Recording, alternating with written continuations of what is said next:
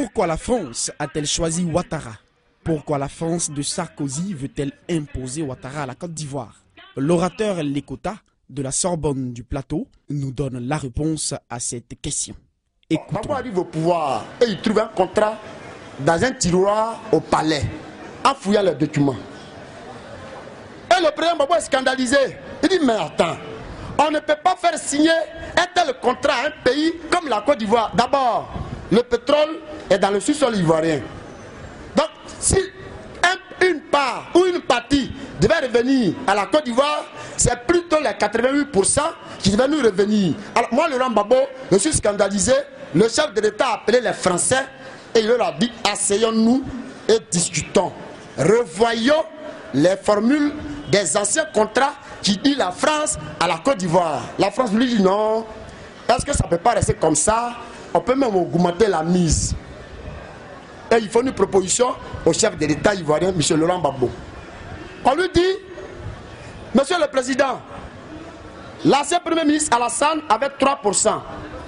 L'ancien président Bédié avait 6%. 6 plus 3, ça fait 9. Donc, nous, on arrondit à 10. Donc, 10%, là, ça vous revient. Sur 100% d'intérêt, 10% vous reviennent les 90%. Nous, la France, on a toujours 88%. Il reste combien? Les 2%, c'est pour l'État. C'est là toutes les divergences ont commencé. C'est que Laurent Gbagbo n'a pas accepté. Gbagbo dit non, je ne suis pas venu ici pour m'enrichir sur le dos des Ivoiriens. Je suis venu pour savoir dans quelles conditions ces contrats ont été signés entre l'ancien gouvernement du Fouet-Boigny à partir de Ouattara et l'ancien gouvernement de Bédié quand il était au pouvoir. Je suis venu pour savoir. Alors comme c'est un contrat de dupes qui n'arrange qu'une seule partie dans ceux qui ont signé, alors il faut qu'on revoie les formules du contrat. Je ne veux pas de 10%, je ne veux rien du tout. Si l'État gagne, c'est moi qui gagne. Voilà le premier point de discorde entre la France et la Côte d'Ivoire. C'est ça qui envoie la guerre aujourd'hui. Deuxième aspect. À 2 semaines, à moins de 2 semaines des élections en 2010, le 31 octobre, la France dépêche le secrétaire général de l'Élysée qu'on appelle M. Claude Guéant. Il vient, au lieu de parler des élections et des conditions d'apaisement d'élection, Claude Guéant vient directement et il veut taper le poing sur la table et il veut même imposer au chef de l'État ivoirien, M. Gbagbo, un certain dictat. Et il lui propose ceci. Monsieur le Président, M. Nicolas Sarkozy m'envoie de vous faire des propositions sous forme d'imposition. Nous allons parler de pétrole. Le président Gbagbo s'étonne et dit, mais nous préparons les élections, nous sommes en campagne. Dans quelques jours, la vérité va sortir dans les urnes. Moi, j'ai pensé que le gouvernement français vous a envoyé pour que vous et nous, on puisse parler dans les conditions dans lesquelles les élections vont se dérouler. Vous laissez ce sujet important, vous me parlez de contrats. Est-ce que ça ne peut pas attendre après les élections? Proposait le président ivoirien. Claude Guéant prend la parole et dit, Monsieur le Président, les élections, nous vous promettons la victoire. Chez nous en France, vous l'avez déjà gagné. La seule condition de cette victoire, on parle de pétrole. On revoit le contrat. Ce qui va nous revenir, ça nous revient. Ce qui va vous revenir personnellement, ça vous revient. Ce que l'État gagnera, l'État aura ça. Si seulement si on a fini ça, les élections, ce n'est qu'une formalité qu'on va remplir. Donc, Monsieur le Président, nous vous proposons 10%. Gbagbo dit non, je n'avais pas voulu, je ne le veux pas et je ne vais pas le vouloir. Allons d'abord aux élections, après on va voir. La France prend la parole et dit, Monsieur le Président, si la première proposition, ça ne vous sied pas, nous souhaiterions sur les gisements de pétrole, et ils ont même recensé ça, hein, depuis Aboisseau jusqu'à Tabou, sur le littoral, il y a plusieurs gisements de pétrole. Et c'est des gisements les plus importants en Côte d'Ivoire, dont le gisement Bédié à Jacquesville, le plus important. La France dit que c'est ça, elle veut. Maintenant, au niveau d'Aboisseau, il y a 3 grands gisements. Sur les 3, la France propose qu'elle veut 2. Il faut que le seul gisement là nous revienne. Voilà le deuxième point de discorde. Quelle a été la réaction du chef de l'État? Le président dit, et Bouenda, dans le village natal de M. Si Amara. Alors, Eza Akele, merci beaucoup. Et Bouenda, c'est à Boisseau. Le chef d'État dit quoi? Il dit, pas accepter, et la Côte d'Ivoire ne peut pas accepter que sur 3 gisements de pétrole, vous seul, vous vouliez prendre 2 pour que le seul qui reste là revienne à la Côte d'Ivoire. Je souhaite plutôt que la Côte d'Ivoire ait 2 et que la France ait 1. Claude Guéant est fâché. Il entre dans toute sa colère et il tape sur la table pour influencer le débat. Croyant le faire et pensant que le président Laurent Gbagbo, on peut l'influencer, le président Gbagbo prend l'appareil et dit: Monsieur Claude Guéant, on ne peut pas se mettre d'accord. Si vous voulez, nous gardons les 2 puits ou les 2 gisements. Le seul gisement qui reste là, ça revient à la France. Maintenant, quant au gisement Bédier, ce qui se trouve à Jacquesville, nous allons partager les taux d'intérêt. Chacun aura 50%. Chaque parti aura 50%. Voilà ce qui soulève la colère des Français. Donc, il n'a pas été convaincu. Finalement, au niveau d'Aboisseau, la France a eu son puits de pétrole. La Côte d'Ivoire a eu ses 2 puits. La France a son puits de pétrole avec Total. Il prend le pétrole et il va rendre compte au gouvernement français. Et il dit à Nicolas Sarkozy: je suis allé négocier le pétrole avec la Côte d'Ivoire. Mais ça n'a pas été convaincant. Ça n'a pas été rassurant. L'homme qui est assis à Abidjan, qu'on appelle M. Laurent Gbagbo, n'est pas prêt à céder aux anciennes formules des contrats. Et il veut coûte que coûte aller aux élections. Et il nous a même proposé: est-ce que ce contrat ne serait pas possible qu'on le traite après les élections? Donc laissons-le aller aux élections et après on sera hypocrite. Voilà le jeu qu'on a réservé à M. Laurent Gbagbo. Le président Gbagbo sort, et je l'ai bien écouté lors des campagnes, lors d'un discours en campagne présidentielle. Le chef de l'État disait, et je cite: je suis le président de la Côte d'Ivoire pour les intérêts de la Côte d'Ivoire. Je suis le président de la Côte d'Ivoire. Je souhaiterais que les Ivoiriens me soutiennent pour que je sois élu président pour les 5 années à venir. Parce que ce que je vois à l'horizon, il y a des nuages. Il faut que ce soit moi, derrière moi, vous. Il faut que nous, ensemble, on puisse dissiper les nuages. Gbagbo, comme un prophète qu'il avait prédit, voilà les nuages aujourd'hui que nous vivons en Côte d'Ivoire. Il faut ouvrir, acclamer Dieu l'Éternel qui se manifeste. La France est trop collée à la Alassane. Parce qu'ils ont dit, avec Laurent Gbagbo, ce que nous voulons gagner, c'est pas possible. Avec Alassane au moins, il n'était pas président, mais on a eu un peu. Maintenant, s'il est président, on aurait la totalité. Donc il faut alors tout faire. On fait comme si on a décéléré un peu.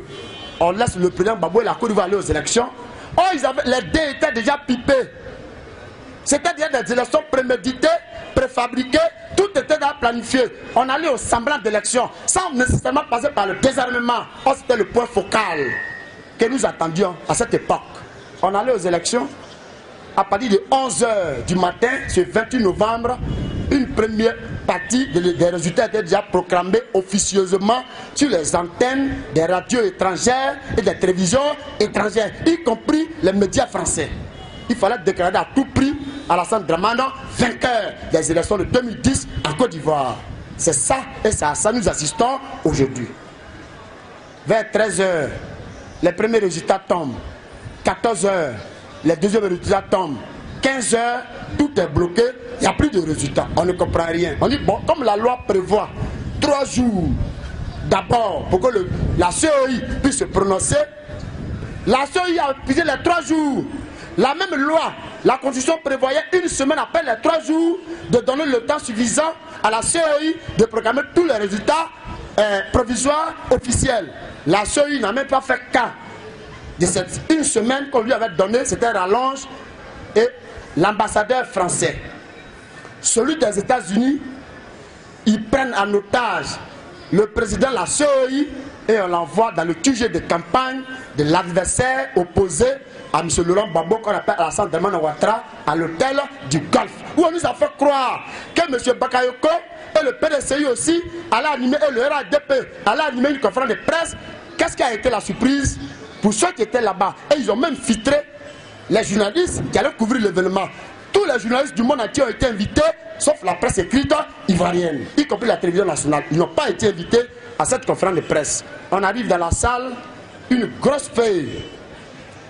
M. Bakayoko, contre toute attente, annonce les résultats des élections présidentielles en Côte d'Ivoire, dans le QG de campagne de M. Alassane Ouattara, logé à l'hôtel du Golfe.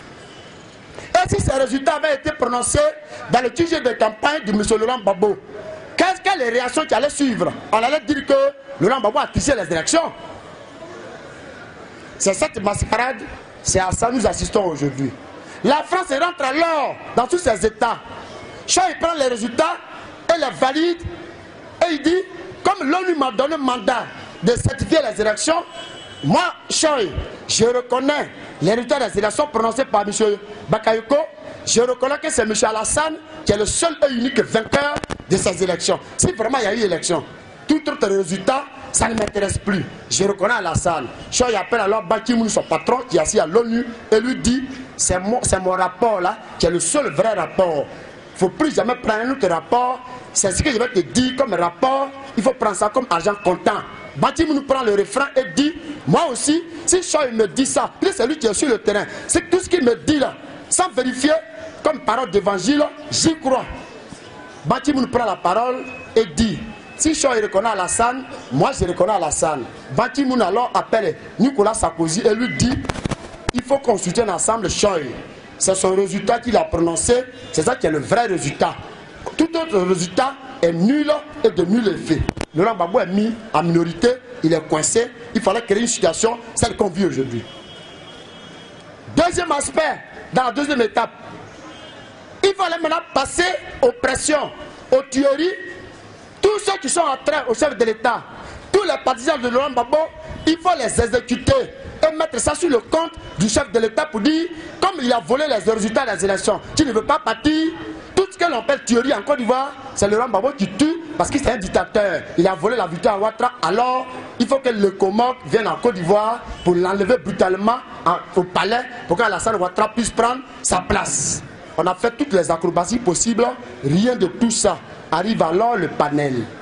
Le panel envoie des experts ici. Les experts ont fait leur travail.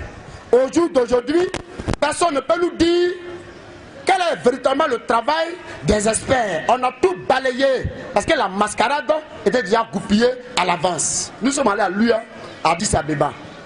Les experts, les 15, ont fait leur travail propre. Ils ont pris le résultat de ces travaux, on les a mis de côté. Et on nous sert du déjà vu, du déjà entendu. Le résultat de Ouattara, que Choi a prononcé, c'est en Côte d'Ivoire ici. Alors si on doit encore le répéter et payer transport, aller à l'UA, c'est une perte de temps inutile. On revient et vers la fin du bon. Nous reconnaissons Alassane Ouattara comme président. Élu en Côte d'Ivoire, que le monde entier reconnaît. Mais nous demandons au Conseil constitutionnel de l'investir. Nous reconnaissons Alassane d'être élu. Comme nous, le monde entier, on le reconnaît. Hein. Mais pour qu'il soit vrai président, il faut maintenant que le Conseil constitutionnel l'investisse. Mais c'est tout simple. Hein. Là où on devrait commencer, c'est par là où on termine. C'est une manière de dire au monsieur Alassane, c'est une manière de dire à l'UA, c'est une manière de dire à l'ONU et à tous ceux qui le soutiennent, si le Conseil constitutionnel n'a pas investi, tout acte que tu poseras sera de nul et de nul effet.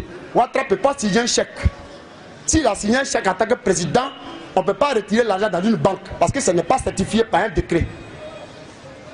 S'il nomme quelqu'un à un haut poste, militaire ou civil, ou je ne sais où, ou diplomatique, toutes les nominations qu'il fera, il n'y aura pas de base de loi parce qu'il n'a pas le décret. Or, ce qui donne le décret, c'est seul un organe juridictionnel qu'on appelle le Conseil constitutionnel. Une fois qu'il t'a investi, tu es habillé de nouveaux habits et tu deviens un vrai homme. Tu deviens alors chef d'État, garant de l'unité nationale et de la souveraineté d'un pays. Voilà qui est clair. Ouattara et la France devront attendre jusqu'en 2015. Merci de nous avoir suivis.